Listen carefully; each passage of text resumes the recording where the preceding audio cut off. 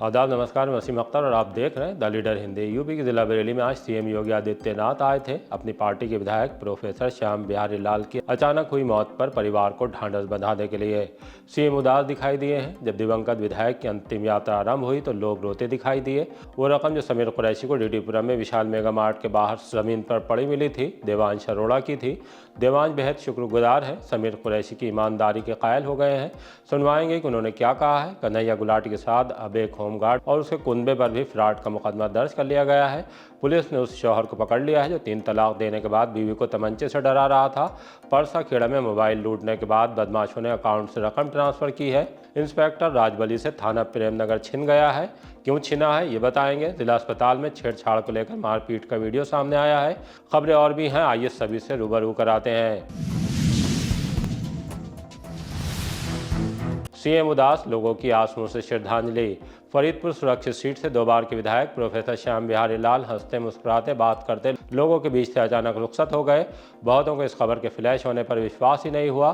सब हैरान थे कि जिन्होंने 60वें जन्मदिन पर एक दिन पहले केक काटा, खुद खाया और दूसरों को खिलाया, सर्किट हाउस तक पूरी ऊर्जा के साथ पहुंचे, पशुधन मंत्री धर्मपाल सिंह के साथ मीटिंग में हिस्सा लिया, मुद्दे भी उठाए। वो खाना खाने के बाद अचानक लड़खड़ाए तो फिर संभल क्यों नहीं पाए। खैर, उनके अचानक दुनिया से विदा हो जाने पर सूबे के मुख्यमंत्री योगी आदित्यनाथ भी उदास दिखे। वो उनके शक्तिनगर स्थित आवास पर परिवार को ढांढस बंधाने के लिए आए थे।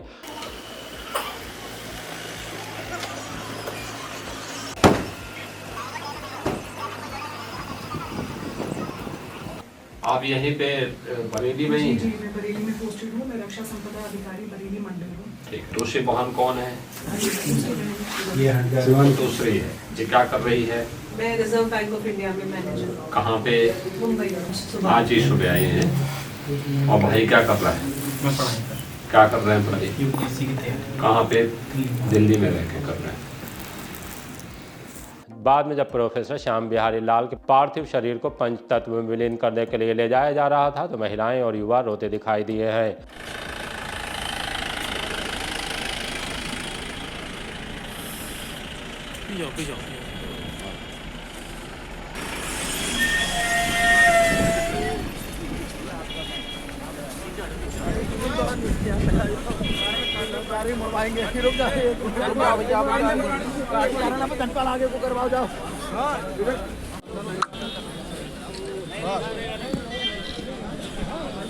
हट जाओ, हटते रहो भैया, जो देखता जा हटते जाओ, हटते जाओ भैया। और लोग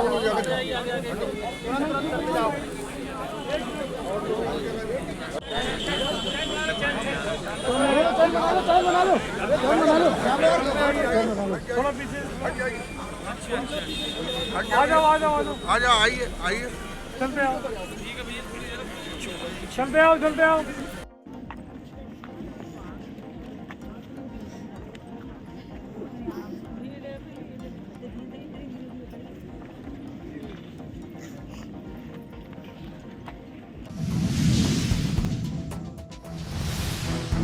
देवांश अरोड़ा के थे समीर कुरैशी को मिले नोट।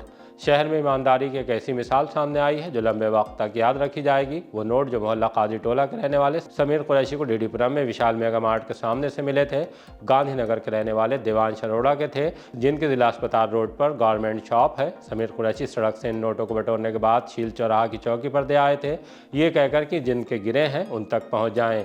उनकी ईमानदाराना कोशिश आज रंग लाई। देवांश ने द लीडर हिंदी पर खबर देखी और चौकी पहुंचकर नोटों की पहचान बताई। पुलिस ने समीर कुरैशी को बुलाने के बाद रकम देवांश को लौटा दी है।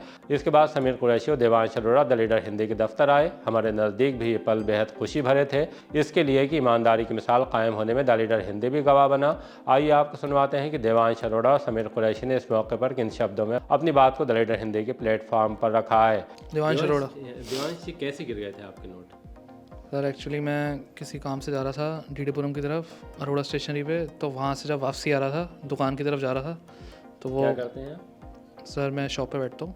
अच्छा, कहाँ है शॉप आपकी? शॉप हमारी सर डिस्ट्रिक्ट हॉस्पिटल पे। Garment shop? जी, गारमेंट्स पे। अच्छा, रहते कहाँ हैं? गांधीनगर। तो आप दुकान से जा रहे थे? नहीं, मैं घर से कई काम से गया था डीडीपुरम, तो वहाँ से वापसी में दुकान जा रहा था तो वो वहाँ पे गिर गए थे। गिर कैसे गए थे ये पैसे?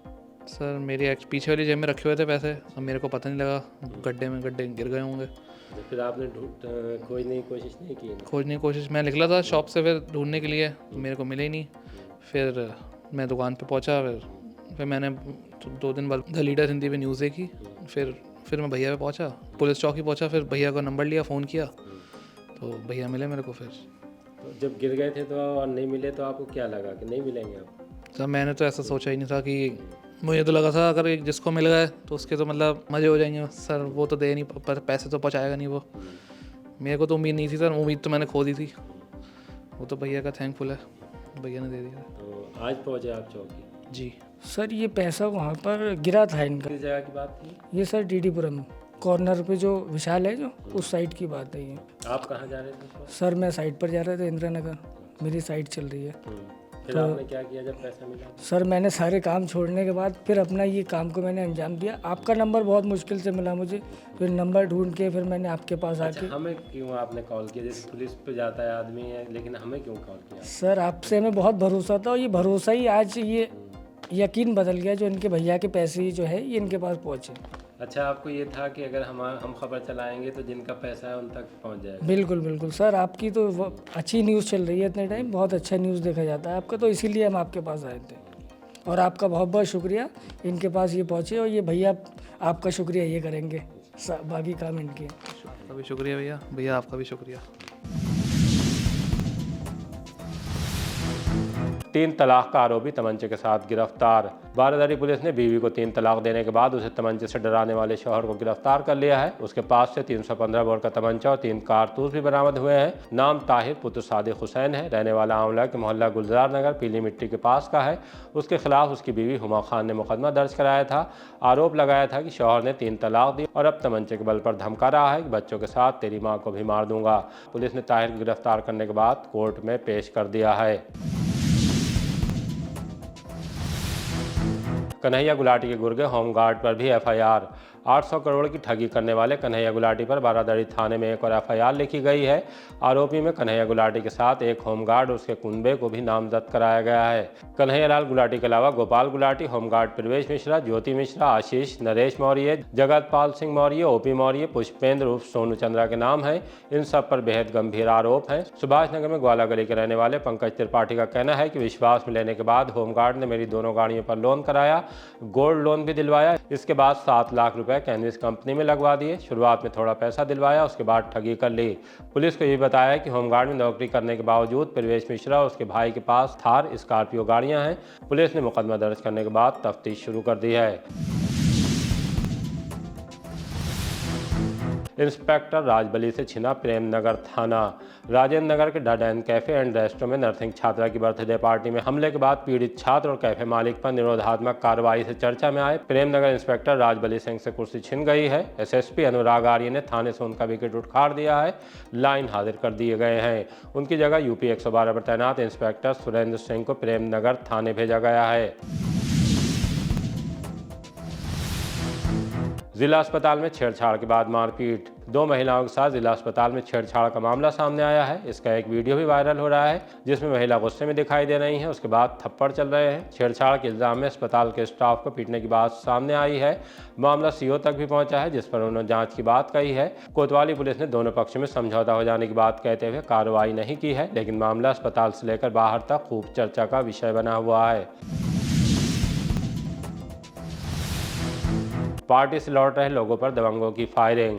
थाना शीशगढ़ के इलाके से एक सनसनीखेज वीडियो सामने आया है। रात के अंधेरे में स्कॉर्पियो में बैठे युवक कार सवार लोगों पर फायरिंग करते दिखाई दे रहे हैं। वीडियो में दिख रहा है कार सड़क पर रुकी हुई है, तभी एक काले रंग की स्कॉर्पियो पहुंची और उसकी ड्राइविंग सीट के बराबर बैठे युवक ने फायरिंग कर दी। तब युवक कार की आड़ में छुपते दिखाई दे रहे हैं। कार से निकलकर एक युवती भागती हुई दिखी है। मामला दाराऊ रोड का बताया जा रहा है। बाद में जब यहाँ पुलिस पहुंची है तो मौके से एक मैगजीन और 2 जिंदा कारतूस मिले हैं। सीसीटीवी फुटेज को कब्जे में लेने के बाद फायरिंग करने वालों की पुलिस ने तलाश शुरू कर दी है। युवक के साथ क्यों अंजाम दी जघन्य वारदात। थाना बेहड़ी के गांव खिरनी में रहने वाले एक युवक के साथ बड़ी वारदात अंजाम दी गई है। उसका एसआरएमएस में इलाज चल रहा है, हालत सीरियस है। विकेंद्र के पिता दौलत सिंह ने पुलिस को बताया कि उनके बेटे को बुआ के घर से वापस आते वक्त रिठौरे में नहर की पुलिया के पास पकड़कर उससे मारपीट की गई है।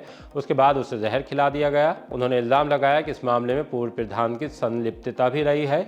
उसके साथ कुछ और लोग भी शामिल थे। विकेंद्र आईसीयू में भर्ती है। पुलिस से मुकदमा दर्ज करने के बाद सख्त कार्रवाई की मांग की गई है। भाई से बात कर रही महिला को पीट दिया। थाना बारादरी के मोहल्ला आजमनगर से सटे सिकलापुर में रानी शर्मा घर के सामने खड़े होकर भाई रोहित से बात कर रही थी। उनका इल्जाम है कि इसी दौरान मोहल्ले के कुछ लोग आए, उनमें एक महिला भी थी। सभी ने गालियां देने के बाद मारपीट शुरू कर दी, सड़क पर गिराकर बुरी तरह से पीटा है। उसके बाद सभी धमकी देकर गए हैं कि इस बार छोड़े जा रहे हैं, अगली बार मार कर ही जाएंगे। तहरीर मिलने के बाद पुलिस ने मामले की जाँच शुरू कर दी है। बांदखाना से खो गई 4 साल की अमायरा। प्रेमनगर थाने के मोहल्ला बांदखाना से 4 साल की एक बच्ची घर से निकलने के बाद कोहड़ापीर चौराहा तक आ गई। उसे रोते देखकर किसी ने पुलिस को फ़ोन कर दिया। थाने से चौकी प्रभारी कोहड़ापीर धर्मेंद्र सिंह, सब इंस्पेक्टर आरती चौधरी, हेड कांस्टेबल रिजाबुल और अनिल कुमार पहुंच गए। पुलिस को डर था कहीं बच्ची के साथ कोई अनहोनी ना हो गई हो। खैर, उससे पूछताछ की गई तो उसने अपना नाम अमायरा बताया। छोटी होने के सबब वो अपना पता नहीं बता रही थी। तब पुलिस ने तमाम संसाधनों का इस्तेमाल करके उसके परिजन की तलाश की। सोशल मीडिया ग्रुप में उसका फोटो शेयर किया। 1 घंटे की कोशिश के बाद पुलिस अमायरा के माँ बाप तक पहुंच गई। वो मथुरा की रहने वाली है और बांदखाना में अपने रिश्तेदार के घर आई हुई थी। घर से निकलने के बाद भटकते हुए कोहड़ापीर चौराहा तक आ गई। पुलिस ने उसे पिता मुकीम खां के सुपुर्द कर दिया। वो भी उसे तलाश कर परेशान हो चुके थे। जब बच्ची सकुशल उनके पास पहुंची तो पुलिस का शुक्रिया अदा करने लगे। बहेड़ी देवरानिया के बीच बंद रहेगा क्रॉसिंग। इज्जतनगर मंडल के देवरानिया बहेड़ी रेलवे स्टेशनों के बीच किलोमीटर 27/23 पर गुड़वाहा गांव पर क्रॉसिंग संख्या 23C मरम्मत के चलते बंद रहेगा। यहां जेसीबी एवं बीसीएम मशीन से ओवरहॉलिंग और ट्रैक की मरम्मत का काम किया जाएगा। वरिष्ठ मंडल वाणिज्य प्रबंधक इज्जतनगर संजीव शर्मा ने बताया कि क्रॉसिंग 4 जनवरी 2026 की रात में 8 बजे से अगले दिन 5 जनवरी 2026 की सुबह 6 बजे तक सड़क यातायात के लिए बंद रखा जाएगा। पेड़ पर लाश देखने से मच गई खलबली। भोजपुरा थाना के इलाके अभयपुर अग्रास मार्ग पर एक लाश देखने के बाद भीड़ इकट्ठा हो गई। लाश को सबसे पहले सोरा गांव के दुकानदार ने देखा। उन्होंने पुलिस को सूचना दी। थोड़ी कोशिश के बाद ही मृतक की शिनाख्त हो गई। उसका नाम चंद्रपाल सागर था। फतेहगंज पश्चिम में मोहल्ला नौगांव में रहता था। पुलिस को पूछताछ में जानकारी मिली कि उसका पत्नी से विवाद चल रहा है और मायके में रहती हैं। मौत की वजह जानने के लिए पुलिस ने लाश को पोस्टमार्टम के लिए भेज दिया है।